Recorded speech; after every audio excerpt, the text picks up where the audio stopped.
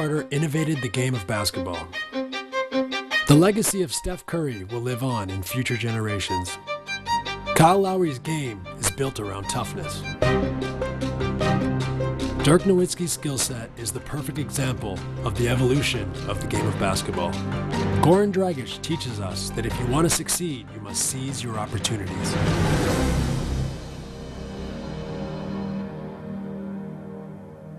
Canadian-born Dr. James Naismith invented the game of basketball 125 years ago, but with every passing generation, the game is continuously reinvented. This series explores the NBA stars whose commitment, dedication, and inspiration embody the spirit of Dr. Naismith.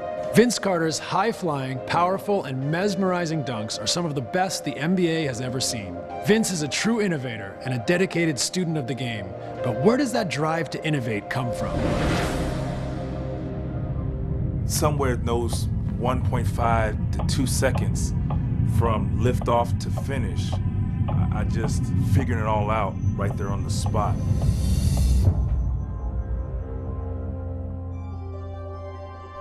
The majority of us in the world, when we want to perfect something, we practice it first. And I was the opposite. I would think about it and I would plan in my mind first. I'd just sit at night and think about it and play it back and forth in my head all the time. That's how my first dunk came about, just seeing it in my mind, going on over the rim and just seeing myself, visualizing myself actually getting high enough to dunk the basketball and the reaction, how I would feel. Would I cut my hand open? I mean, little stupid things like that, but it was all about my mind.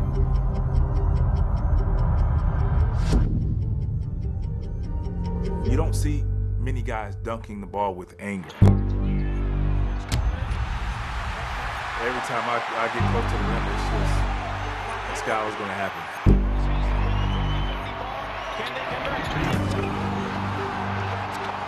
Sometimes I would go in the lane to go dunk and see people run the other way, and you'd see a smile on my face for the simple fact of like, you're gonna think twice before you say, you know what, I can help side and block that. And I could be in the best mood in the world, but it's kind of like the Incredible Hulk comes out.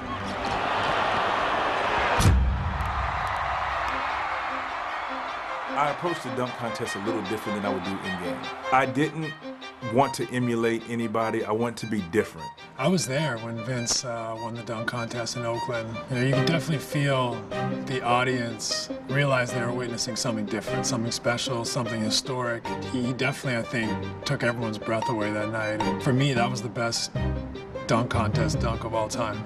The dunks that I did that night, they were all kind of made up that night, all thought about right there on the spot. And I've been in that situation before. I played in the jazz band, and you have that solo within the jazz piece when you practice all the time, this, that, and the fourth, and all of a sudden, you feeling yourself and you're gonna add a little something to it, you're gonna add a little riff to it, or whatever the case may be. A lot of his feats on the basketball court had to be instinctive. A problem would be presented to him and he'd solve it instinctively or naturally in a window of time that didn't give you a chance to think about it or debate your options. He would just come up with something so fluid and so beautiful and so creative that I think he brought to the floor every night that had the fans out of their seats. Like I said, it all draws back to wanting to leave fans in awe, and with the jaw drop, I wanted the arena to be silent.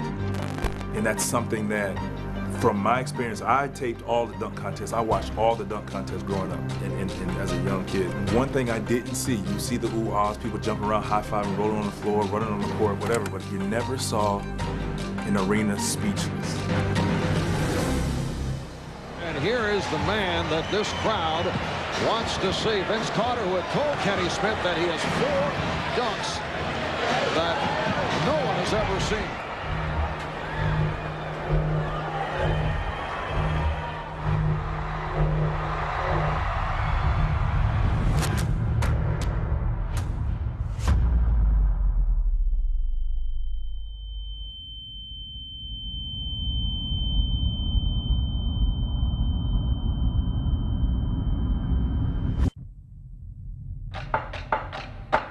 Coming up, Steph Curry shows us how a legacy is formed. Welcome back to NAISMITH, the reinvention of basketball. Stephen Curry is a two-time MVP and one of the best players in the NBA. There is a childlike, irrepressible energy about him that makes him a joy to watch and impossible to guard. Clearly, he loves the game. So what is it that makes his playing style so unique? There have been moments where you might get into a scuffle or something, or you might think something doesn't go your way and you kind of get that boiling rage under your skin. That's when I shoot the best. I love those moments because I usually know something good's about to happen.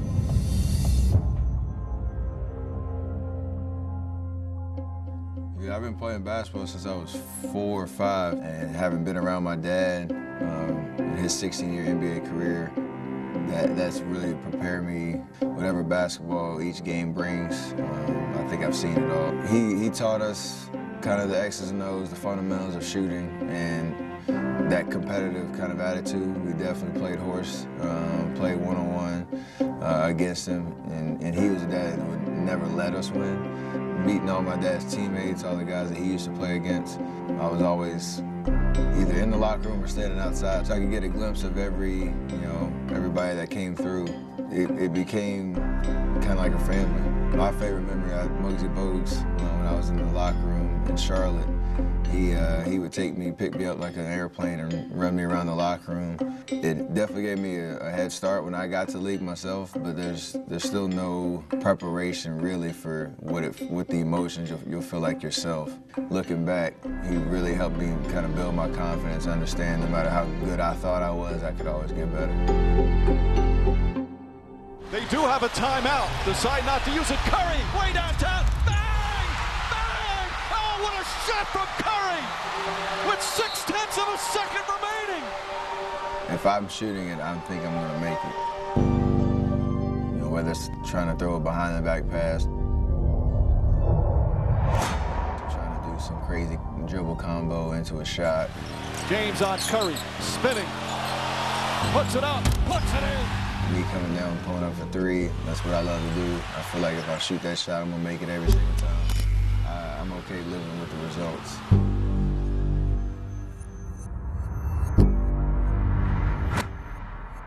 Well, when it comes to just the art of three-point shooting, I always say I never really, started to do this to try to change the game. It's just how I play, and something that is real natural to me and something that I've worked on. For me, when I came in the league, I knew shooting the ball was something that was going to definitely separate me from the next guy.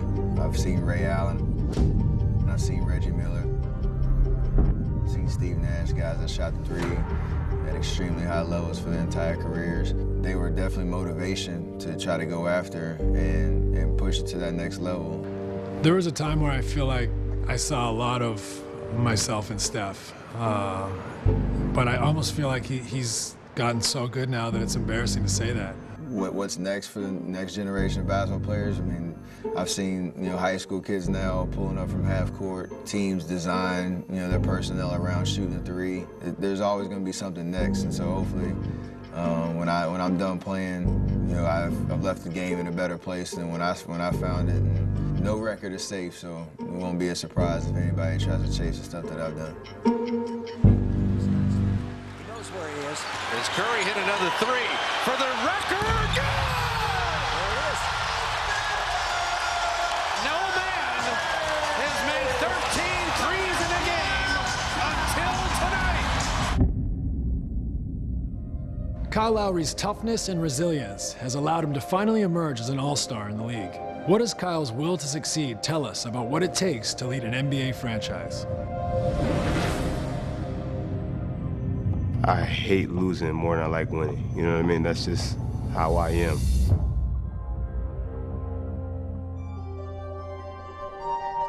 I feel like, me personally being from Philly is, I've always found a way to get it done. That's something that, playing on the playgrounds, of North Philadelphia, being on that concrete and growing up, it makes you a little bit tougher. It makes you a lot tougher, actually, in my books. I love Kyle Lowry. I mean, this guy's tough. I love people that persevere, that are tough and won't be told they're not good enough and won't be told they're a backup. And Kyle's a tough son of a bee, if you know what I mean. You know, if you get hit, you know, you try to go for a high fly and dunk and on concrete, and you know, you're playing against all the older guys. They don't want, you know, they don't want to be shown up. So, you know, they'll hit you and try to catch you. But you know, it's how you get it done. It's how I grew up playing basketball.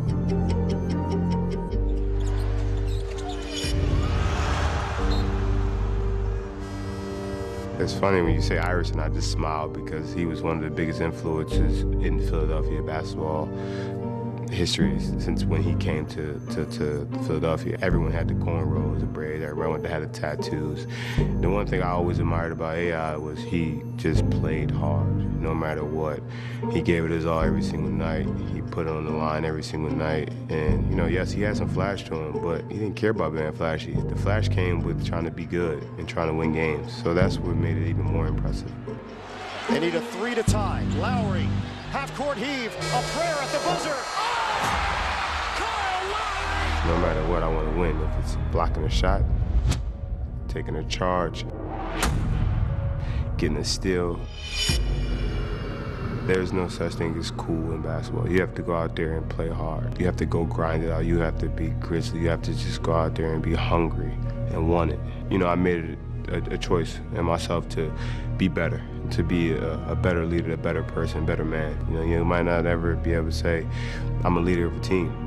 And that's a pretty important, you know, thing that I've always wanted in my life.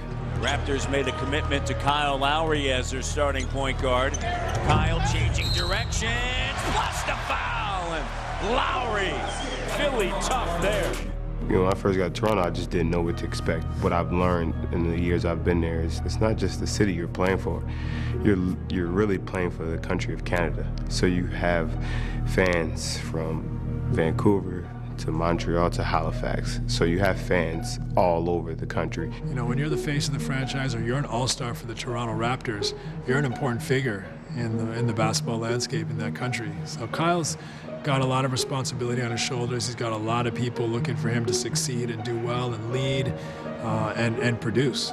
You know, in Canada, hockey is an important game. Hockey is about toughness, if nothing else. So I think that a lot of Canadians, you know, in some ways can see a hockey player in Kyle Lowry, and I think that makes them root for him. In the last couple of years, you know, I think the world has gotten to see how crazy our fan base is.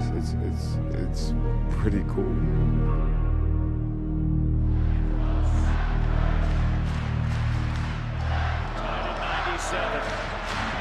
Clock down to 6, to 5, shot clock at 4, Lowry, to 2, 99-97, and a career high for Kyle Lowry. Next, we see the evolution of the game through the skill of Dirk Nowitzki. Welcome back to NAISMITH, the reinvention of basketball. Down low against Larry Nance Jr. Here it is! He's done it! 30,000 points, Dirk Nowitzki! Dr. Naismith's goal was to create a game that would be widely accessible to all. And today, the NBA has approximately 100 international players. Coming into the league as a young talent from Germany, my good friend and former teammate Dirk Nowitzki struggled to prove himself. So how did he become one of the best players in NBA history? You know, when I first got in the league, the NBA wanted more scoring, they wanted more freedom, they wanted more movement. I just think I came in at the right time.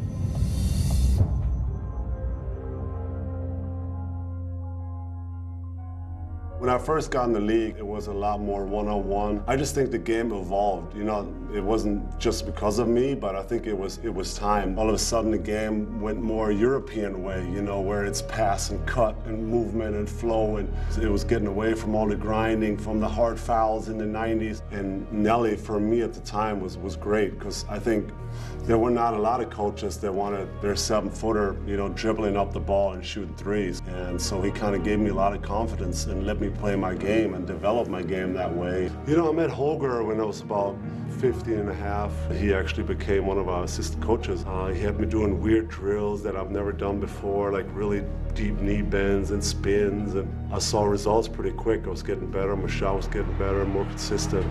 Nowitzki pushing it. Nowitzki, yes, a rainbow this time. My first year was really, really hard. It was hard. It was hard. We only had like a week or 10 days of training camp that year. Everything was shortened. And it was tough. It was tough. I was struggling. We had like back-to-back-to-backs, which usually in a long season you don't have. You know, really hard to adjust. Living-wise, basically I was living by myself in a 2-bedroom apartment. Had to do stuff that I never did before. You know, the grocery shopping, the washing the clothes, how to withdraw money, and just little stuff like that. And then had great teammates. Had great teammates with Steve. I met Steve for the first time, and he looked like a freaking Backstreet Boy at the time, and you know, I had the bad hair with the earring, and I mean, we were young, we didn't know any better.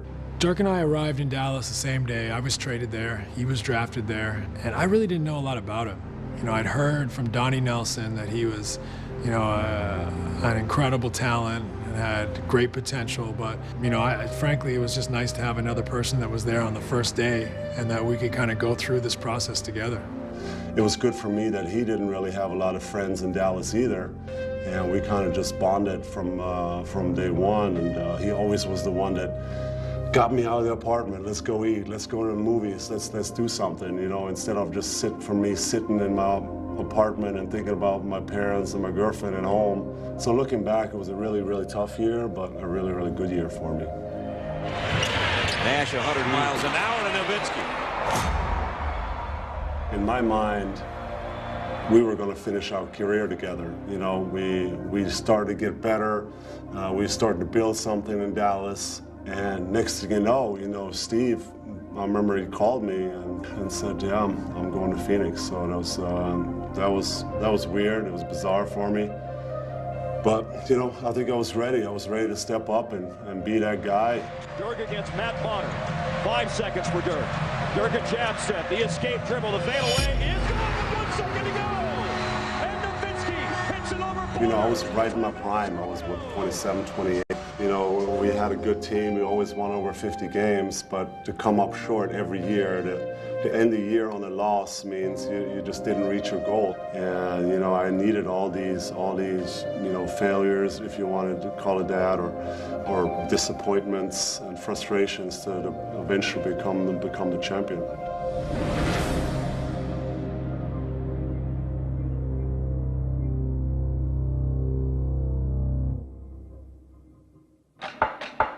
Coming up, Goran Dragic teaches us about seizing the opportunity. Back to NAISMITH, the reinvention of basketball. Coming into the league from Slovenia, practically unknown, Goran Dragic persevered as he worked his way up from unheralded role player to a star point guard. Where did he take his inspiration from on this monumental climb? Doesn't matter how many guys are guarding you or where you're gonna shoot it from. You just have that feeling that you know you're gonna make a shot.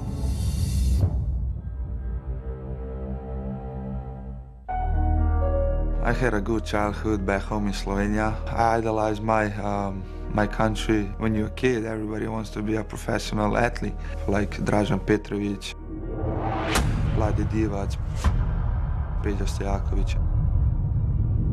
Those guys that they come from my area, from my country, they were the, you can say, heroes for our country and for us kids. Out to Scott Williams, and Tony got it. It's a huge difference between European basketball and US basketball. First 3 years, I struggled in this league. I had to find my spot. I have to fight through all these.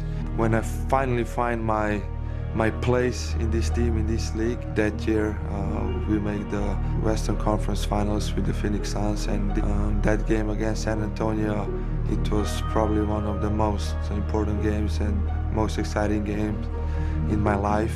I'll never forget the fourth quarter in San Antonio in the playoffs when Goran had 23 points. That's a historic quarter in the playoffs, and regardless, but to do it on the Spurs home floor, I think also showed me something. And you know, that was I think a turning point for many people to believe in him, but I think it was also a turning point for him to realize how good he could be in this league. Dragic again. Dragic knocks it down. It was unbelievable. The basket looked huge for me. I didn't miss the shot. Great attack his hands. He's 3 for 3 tonight. This is unbelievable. We swiped San Antonio in that series, and I was really excited for the future. And the improbable dream season continues here in Phoenix. You know, like everybody knows, NBA is a business. So next season I got traded. You know, at that time was a little bit hard for me because it was first time in my career that I got traded. And I didn't know how to react, what to expect in the new team. If you find the right fit, the right situation, you know, if you feel comfortable with that, you play good.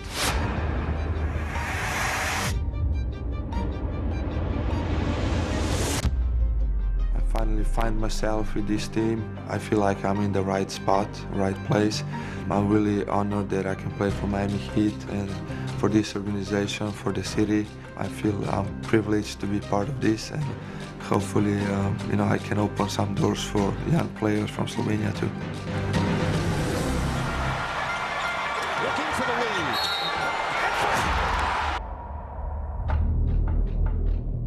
NAISMITH, the reinvention of basketball, has shown us how far the game has come and leaves us only to speculate on where the game will go.